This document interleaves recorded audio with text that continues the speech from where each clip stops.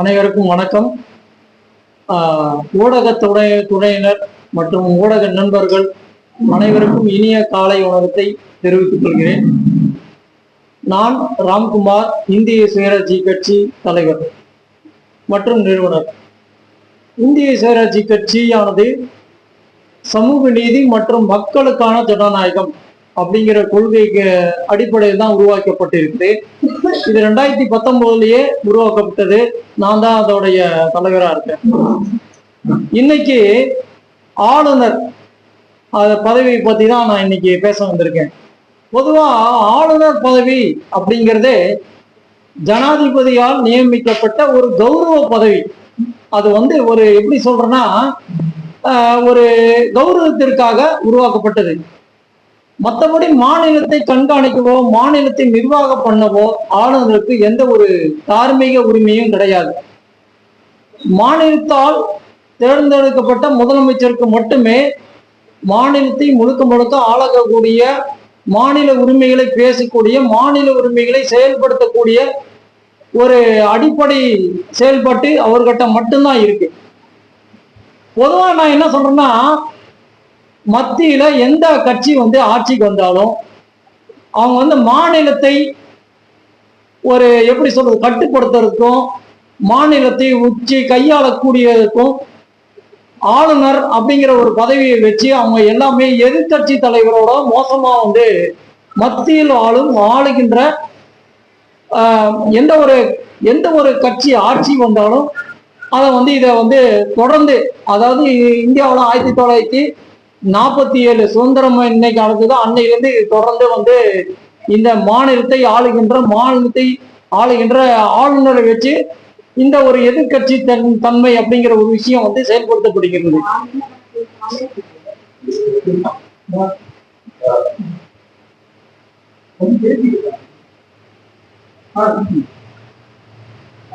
செயல்படுகிறது. எனவே ஆளுநர் பதவி என்பது மாநிலத்திற்கு எதிரான ஒரு பதவின்னு நான் சொல்ல வரேன். என்னன்னா, மாநிலத்திற்கு ஒத்திசைவாகவும் துணையாகவும் ஒரு எப்படி சொல்றது நிர்வாகத்திற்கு உதவியாகவும் இருக்க வேண்டிய ஆளுநர் மாநிலத்திற்கு பெரும் தலைவிலியாக இருக்கின்றார். இது இந்தியா முழுக்க எப்படி சொல்றது மத்தியில் ஆளுகின்ற மாநிலத்தில் ஆளாத கட்சிகள் இந்த ஒரு அந்த ஒரு கட்சி இந்த நிலைமையில இருக்குது. இது மிகப்பெரிய ஒரு எப்படி சொல்றது ஒரு வன்முறைத்தனமானது அப்படின்னு நான் சொல்ல வரேன் நான். எனவே மாநிலத்திற்கான ஒரு ஆளுநர் பதவி என்பதை முற்றிலுமாக திரும்ப பெற வேண்டும். ஜனாதிபதி மாநிலத்தை கண்காணிக்கிற ஒரு நிலைமையை மாநில அளவில் கொண்டு வர வேண்டும் அப்படிங்கிறத நான் இன்னைக்கு சொல்ல வரேன். ஜனாதிபதி மாநிலங்களை கண்காணிக்க முடியாத ஆளுநர் பதவி உருவாக்கப்பட்டது. மாநில அரசுக்கு ஒத்திசைவு போகவில்லை அப்படின்றதுக்காக மாநில ஆளுநரை மாற்றிருக்கீங்க. 17 ஆண்டுகள் மத்திய அரசு இருந்தாங்க திமுக. ஆளுநர் பதவியை நீக்கிருக்கலாம்ல. அவர்கள் ஆட்சியில் இருக்கும்போது அவர்களுக்கு ஒத்துப்பவர்களை அனுசரிப்பவர்களை ஏற்றுக்கொள்கிறார்கள். சரி, எதிர்த்தரப்பு தரத்தில் இருக்கும்போது மட்டும் திமுக எந்த விதத்துல நீக்க கூடாதுன்னு சொல்லியிருக்கீங்க. அதாவது அறிஞர் அண்ணா ஆட்டுக்கு தாடி மாநில கவர்னர் அப்படின்னு சொல்லி ஆளுநர் சொன்னாரு. திமுக எதிர்கை முறை பேசுறதுல திமுக தவறு. மக்களை திசை திருப்பதில் நல்லா பேசுவாங்க. சரி, மாநில சுயாட்சி தீர்மானத்தை சட்டமன்றத்தில் நிறைவேற்றக்கூடிய முதல்வர் அவர்கள் 17 ஆண்டுகள் ஆட்சியில் இருக்கும்போது சுயாட்சி தீர்மானம் கொண்டு வந்திருக்கலாம். கல்வி பொதுப்பட்டியல மாநில பட்டியல கொண்டு வந்திருக்கலாம். இதெல்லாம் செய்யாம மக்களை ஏமாற்றும் அரசியல் போக்காக திமுக செயல்படுது. கல்வியை பொதுப்பட்டியல திமுக கொண்டாடுறேன்னு எப்படி சொல்றீங்க? அதெல்லாம் எப்பயோ கொண்டாந்துட்டாங்களே. கொண்டு வந்துட்டா எப்படி சார்? இவங்க மத்திய சரி ரைட், இப்ப கொண்டாந்தாங்க இல்லையா? இப்பயே செய்யலாம் இல்லையா மத்திய அரசு? இப்ப நீட்டுக்காக திமுக எவ்வளவு வருஷம் இப்ப போராடிட்டு இருக்கு. ஒரு விஷயத்த 5 வருஷமா போராடிட்டு இருக்காங்க. பிஜேபி மத்தியில் ஆளுகின்றது இல்லையா? பிஜேபி என்ன சொல்லுது? இப்ப நீட்டுக்கு இவங்களால நீக்க முடியல அப்படின்னு சொல்றாங்க. பிஜேபி என்ன சொல்லுது?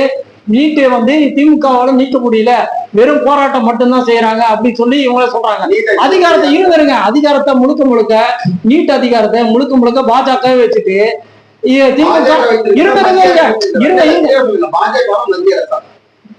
பாஜக தலைமையில் இருக்கின்ற மத்திய அரசு அந்த நீட்டை கொண்டு வந்தது காங்கிரஸ்.